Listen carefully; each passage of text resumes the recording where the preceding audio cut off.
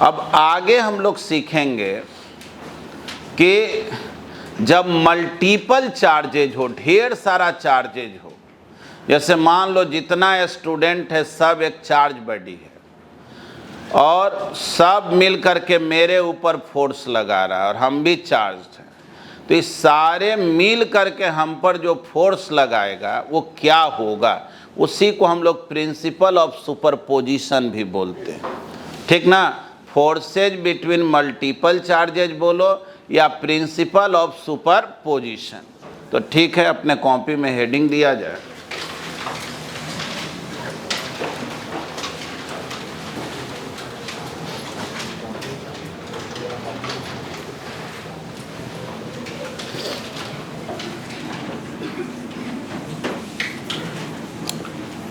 Principal of superposition, bracket में लिख दे रहे हैं फोर्सेस बिटवीन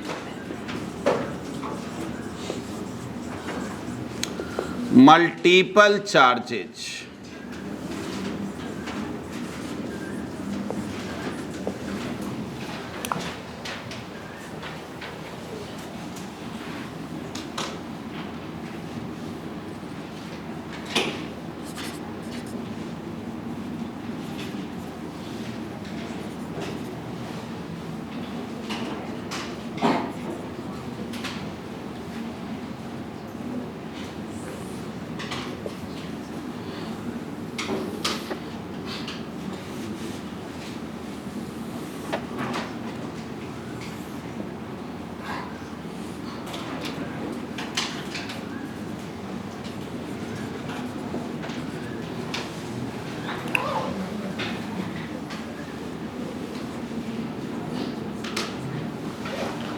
हाँ देखो जी,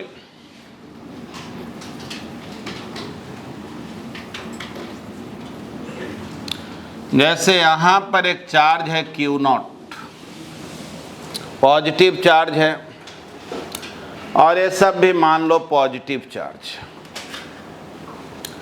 तो ये जो Q1 चार्ज है, इस Q नॉट पर जो फोर्स लगाएगा, सपोज करो F1 फोर्स लगाया इस डायरेक्शन, अब Q2 जो फोर्स लगाया इस Q नॉट पर वो F2 है, Q3 इसको इधर रिपेल कर रहा, और Q1 जो है वो इधर फोर्स लगा रहा। ठीक, तो सोचो सब जो है अपना अपना इंडिविजुअल फोर्स इस पर एग्जर्ट कर रहा। अगर ये पूछा जाए कि net force on Q not क्या होगा, ठीक ना, Q नॉट पर नेट फोर्स क्या होगा, तो F1 plus F2 plus F3 up to Fn। मतलब कि जितने भी चार्जेज फोर्स लगा रहे हैं अलग अलग, सारे फोर्स को वेक्टरली ऐड कर दो, नेट फोर्स निकल जाएगा। यही है प्रिंसिपल ऑफ सुपरपोजिशन। दूसरी बात को समझना, थोड़ा सोच करके जवाब भी देना। Q1 जो है इस Q नॉट पर F1 फोर्स लगा रहा है, मान लो यही दो चार्ज होता, ठीक ना, यहां पर Q1 है और यहां पर Q नॉट और F1 फोर्स लगा रहा। अगर हम यहां पर एक Q2 चार्ज को रख दें, तब ये बतलाओ क्या इस Q2 के कारण इस फोर्स में कोई बदलाव आएगा कि नहीं, F1 में कोई चेंजिंग आएगा कि नहीं, हमको ये बतला। पहले से Q2 नहीं था, इन दोनों के बीच कौन फोर्स लग रहा था, F1। अब यहाँ Q2 रख दिए तो F1 वही रहेगा कि बदल जाएगा, बोलो, तो बोलेंगे वही रहेगा। किसी तीसरे चार्ज को आ जाने से दो चार्ज के बीच लगने वाला जो फोर्स है उस पर कोई इफेक्ट नहीं पड़ता है। तो बोलेंगे कि हाँ ये जरूर है कि Q2 आएगा तो Q2 भी अपना फोर्स लगाएगा, लेकिन उससे F1 बदलने वाला नहीं। हाँ, इस पर नेट फोर्स जरूर बदल जाएगा, इसका भी फोर्स ऐड हो जाएगा। तो प्रिंसिपल ऑफ सुपरपोजिशन का स्टेटमेंट क्या है, कंसेप्ट क्या है? तो बोलेंगे कि net force acting on any point charge due to a number of charges is equal to the vector sum of individual forces. मतलब कि कोई भी हम पॉइंट चार्ज पर ढेर सारे चार्जेज के कारण फोर्स निकालें तो जो नेट फोर्स होगा सारे फोर्स का वेक्टरली क्या होगा, सम होगा। तो चलो लिखेंगे, लिखो the net force, the net force acting on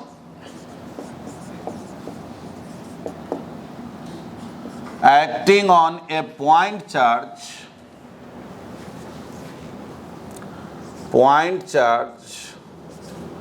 due to a number of charges,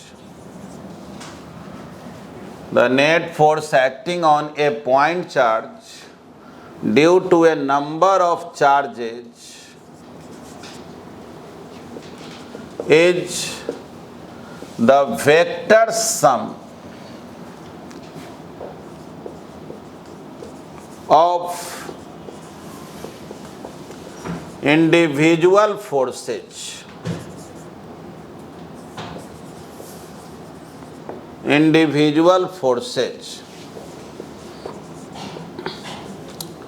यानी net force on Q not अगर देखें तो बोलेंगे F1 plus F2 plus F3 up to Fn।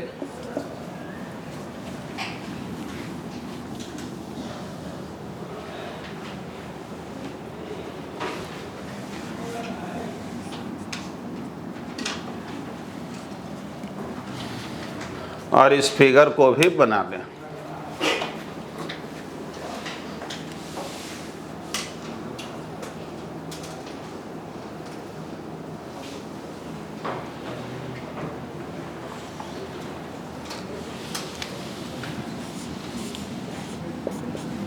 और नोट में ये स्टेटमेंट लिख लेंगे कि दो चार्ज के बीच लगने वाला जो फोर्स है उससे तीसरे चार्ज के प्रेजेंस से कोई इफेक्ट नहीं पड़ता। अच्छा, पहले फिगर बना ले, यहाँ लिख दे रहे हैं।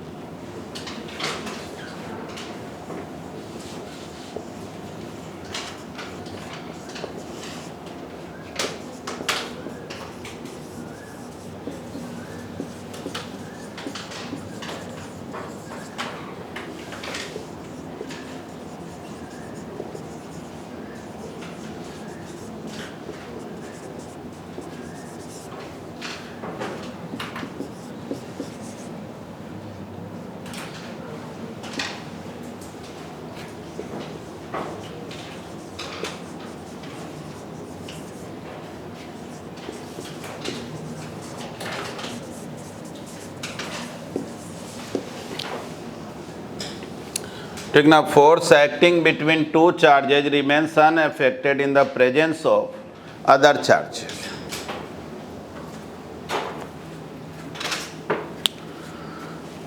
ठीक है, देखो हम लोग अभी तक जितना भी क्लास किए हैं लगभग हर क्लास में थियोरेटिकल कंटेंट को ही सीखे हैं, न्यूमेरिकल नहीं सीखे। और आप जानते हैं कि फिजिक्स जो है वो एक तरह से स्टूडेंट को अगर हार्ड लगता भी है तो उसका मात्र एक कारण होता है कि उसमें न्यूमेरिकल होता है। बहुत से स्टूडेंट मिलते हैं, कहते हैं सर हम लोग थियरी तो समझ लेते हैं लेकिन जब न्यूमेरिकल बनाते हैं तो दिक्कत होता है। चलिए इसको आप इस तरह से समझें जो आपको बात बता रहे हैं। ये कंप्लीट हो गया ना?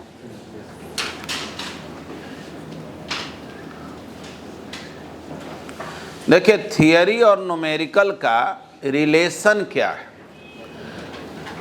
ये जानेंगे कि थियरी पढ़ना जरूरी है, नहीं तो न्यूमेरिकल नहीं बनेगा।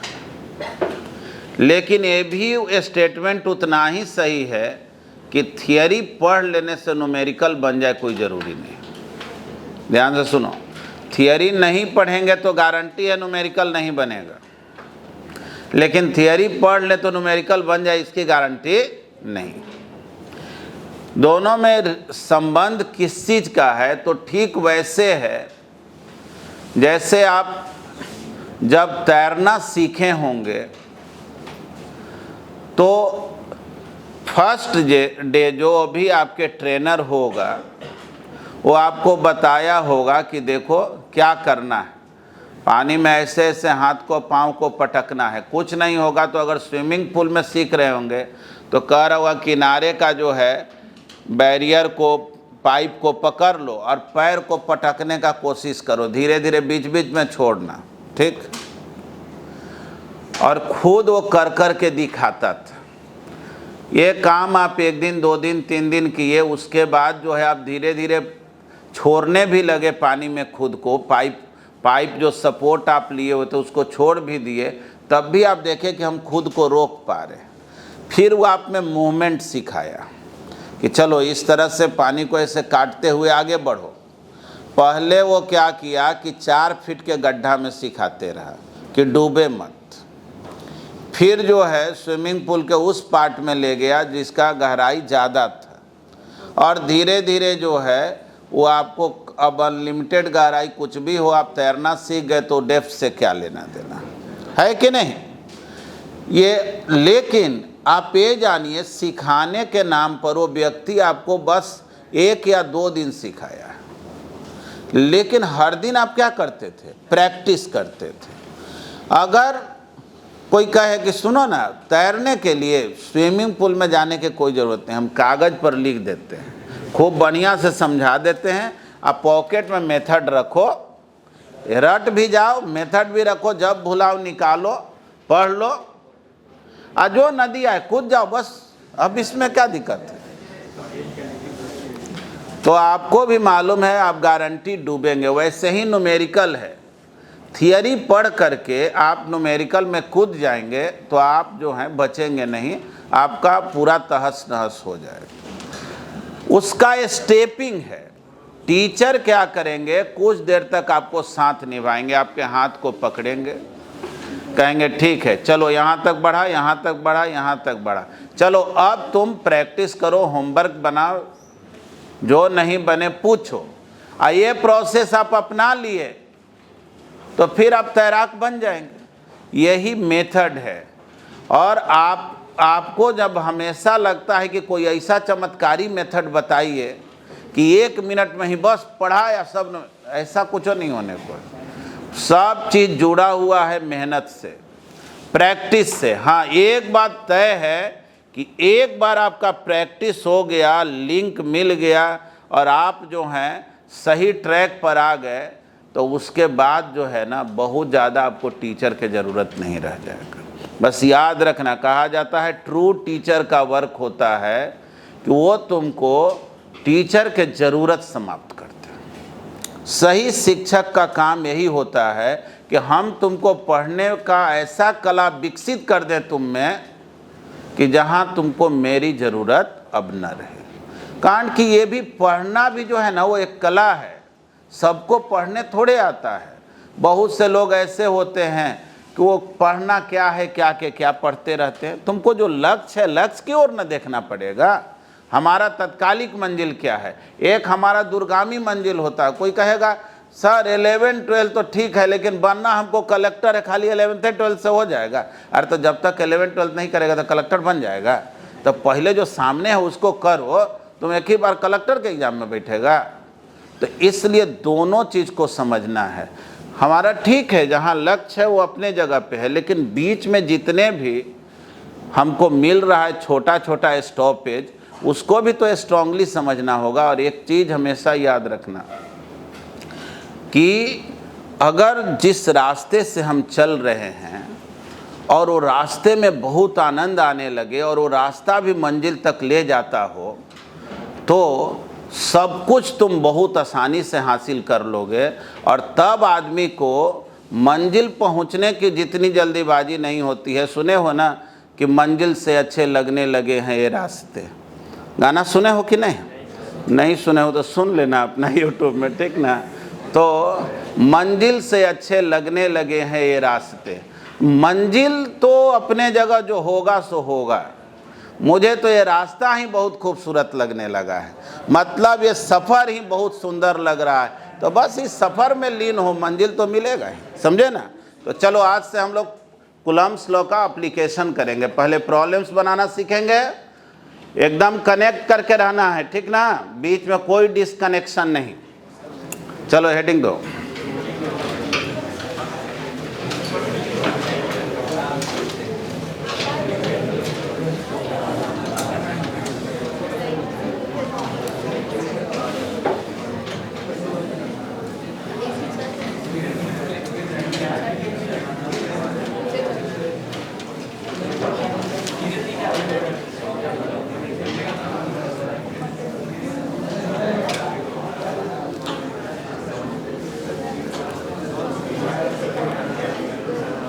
देखो एकदम सिंपलेस्ट क्वेश्चन से हम लोग स्टार्ट करेंगे। लिखो question, 2 point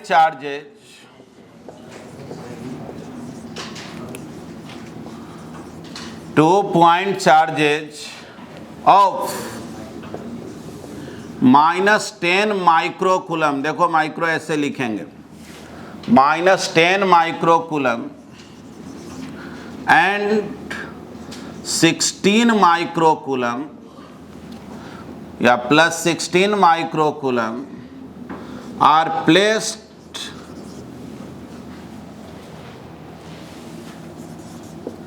at a separation of 10 meter inside the water. Find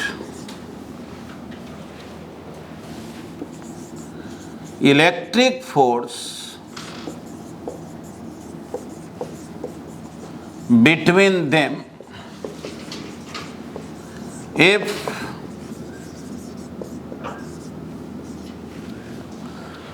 relative permittivity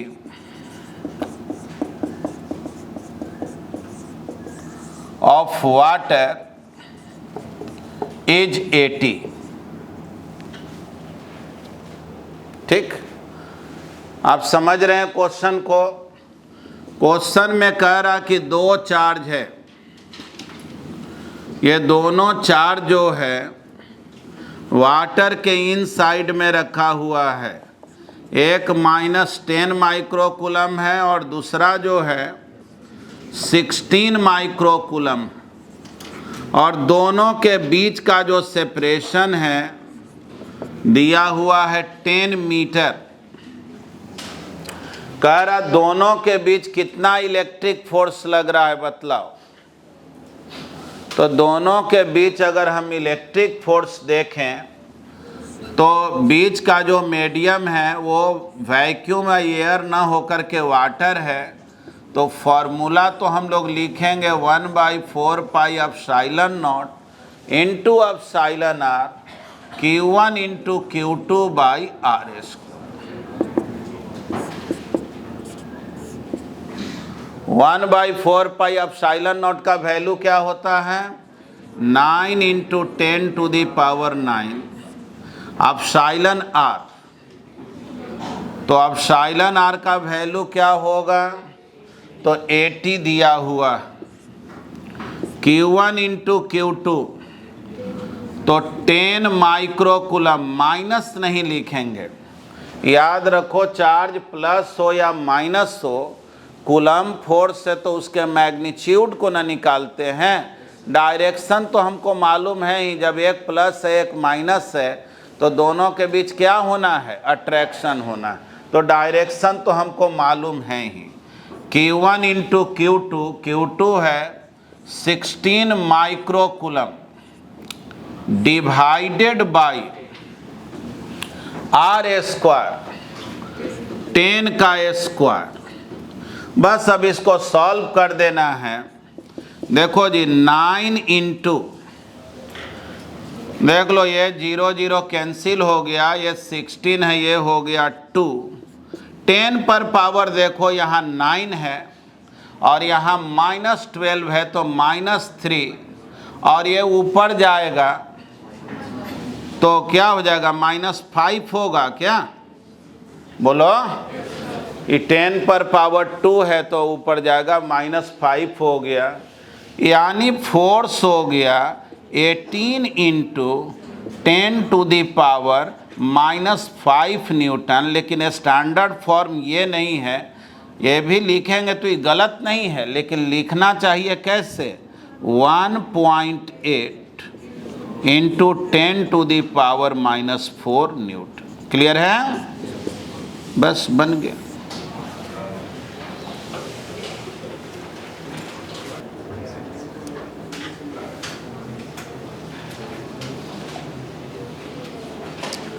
लिख लिए?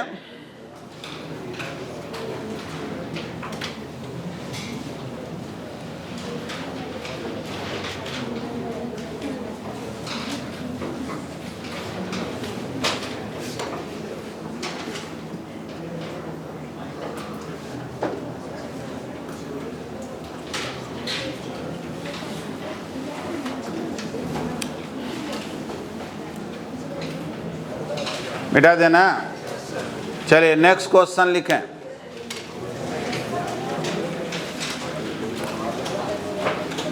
लिखेंगे 2 equal charges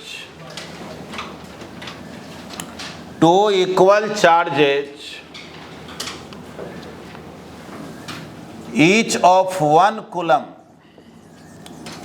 2 equal charges each of 1 coulomb are placed at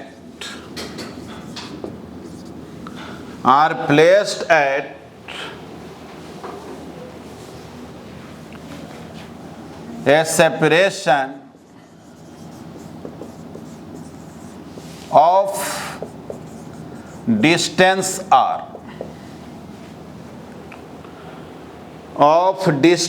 r, find value of r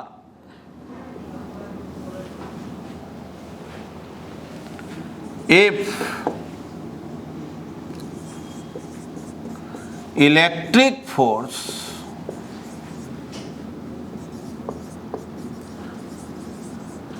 between them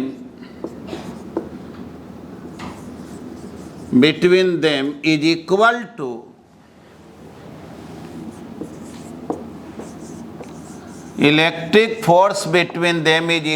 to the weight of a 50 kg person,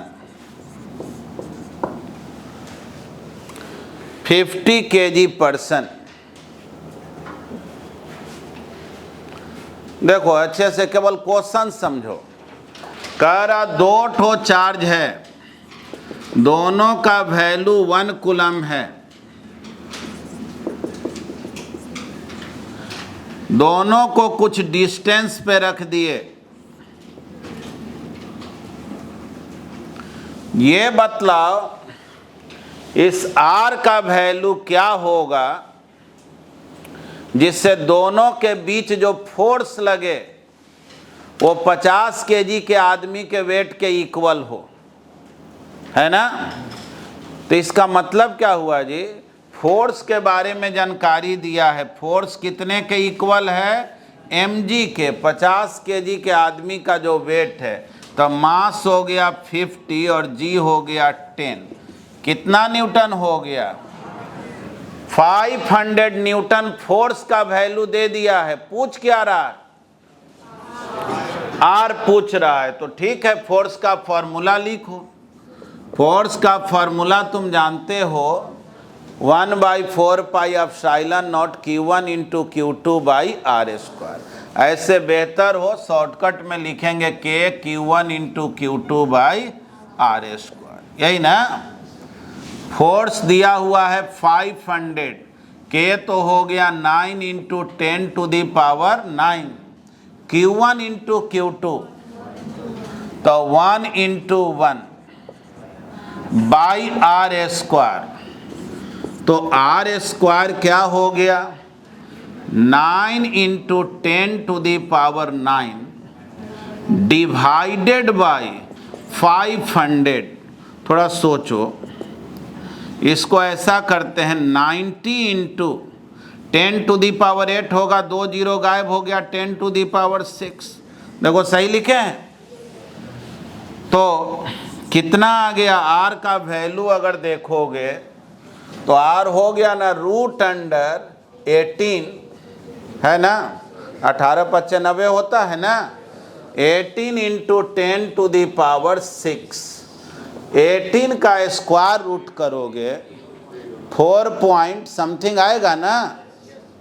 तो देखोगे तो ये approximately जो है 4.3 के करीब आएगा 18 का स्क्वायर रूट। और ये क्या हो गया 3 मीटर, यही ना। या इसी को तुम चाहो तो लिख सकते हो 4.3 किलोमीटर। 10⁻³ को किलो पढ़ते हैं और 10⁻³ को मिली पढ़ते हैं, समझा ना। तो किलोमीटर भी बोल सकते हो, या यही आंसर मीटर में ऐसा यूनिट में बोलना चाहिए। नोट करो।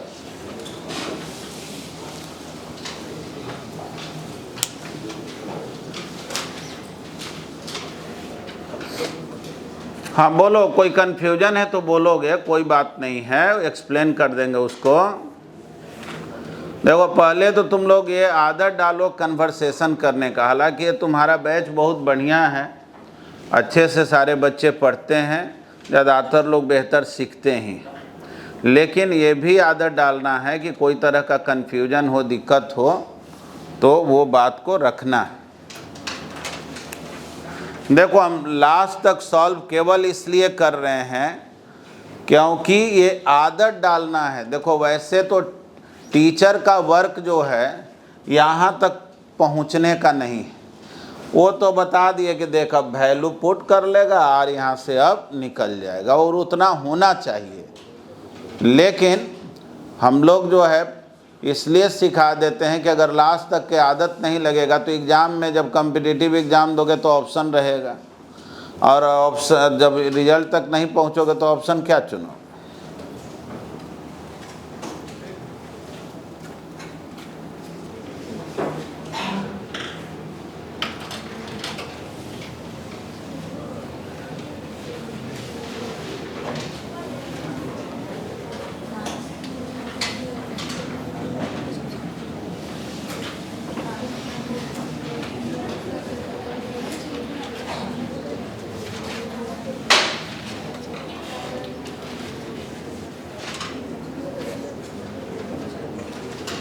देख लिया ना,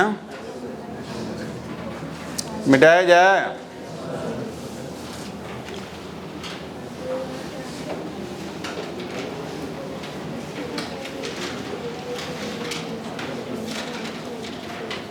क्वेश्चन लिखो, next question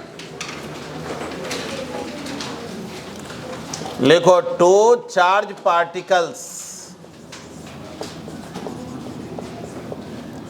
two charge particles are placed at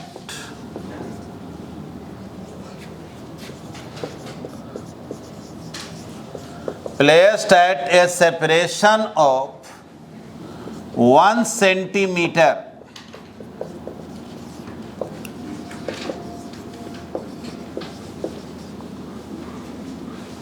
find minimum electric force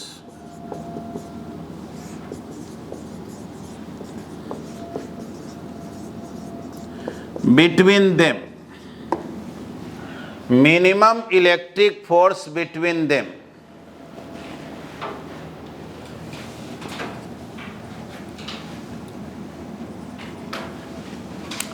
देखो जी, इस क्वेश्चन में दोनों चार्ज के बीच का गैप दे दिया 1 सेंटीमीटर, लेकिन इसमें चार्ज का वैल्यू नहीं बतलाया है कितना। क्या पूछ रहा है? कह रहा है दोनों चार्ज पार्टिकल है, इतना मालूम है कि चार्ज है, मिनिमम इलेक्ट्रिक फोर्स बतलाओ। तो तुम जान रहे हो ना कि चार्ज जितना ही कम होगा फोर्स उतना ही कम होगा। बोलो। तो चार्ज का जो मिनिमम वैल्यू है वो एक इलेक्ट्रॉन या एक प्रोटॉन के इक्वल होगा। तो चार्ज का जो मिनिमम वैल्यू है Q1 या Q2 कहो, उसके जगह तुम E लिख दो, यानी 1.6 इंटू 10 टू दी पावर। इससे कम चार्ज नहीं ना होगा। और जब ये मिनिमम चार्ज ले लेंगे तो फोर्स भी अब इससे कम तो नहीं हो सकता है, क्योंकि डिस्टेंस तो फिक्स दिया हुआ 1 सेंटीमीटर। तो देखो ये जो क्वेश्चन है, इस क्वेश्चन में खोजोगे तो कहीं चार्ज मिलेगा नहीं, लेकिन अपने कॉमन सेंस से ये समझना है कि चूंकि मिनिमम फोर्स बताना है और इसके पास चार्ज है कितना है मालूम नहीं, तो बोलेंगे चार्ज जितना ही कम होगा फोर्स उतना ही कम होगा। तो कम से कम चार्ज तो यही ना होगा।